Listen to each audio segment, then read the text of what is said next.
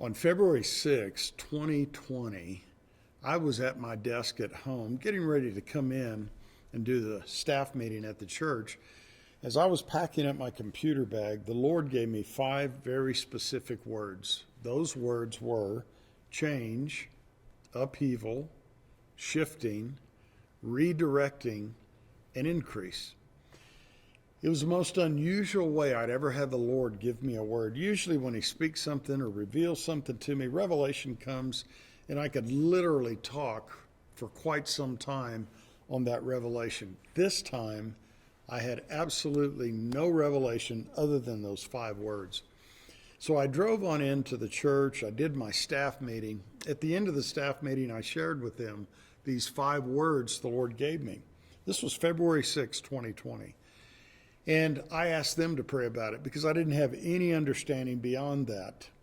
And then the next Sunday, I mentioned them in a Sunday morning service, but really had no grasp of what the Lord was saying to me through these 5 words he'd given me.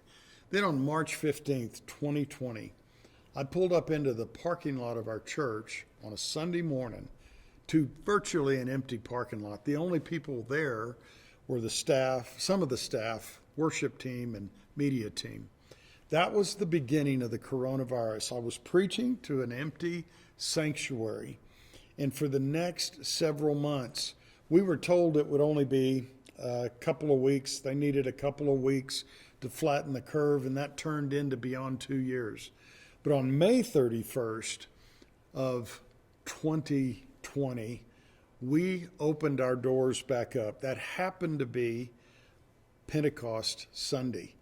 And from that point on, things that the Lord had spoken to me in my book, Army of God Rising, began to make a lot of sense. In my new book, Army of God Rising, I'll share those 5 words. I'll share also 4 very important dates the Lord gave me as demarcations. All that to say, the great end time move of God has started. It's not coming, it's already begun.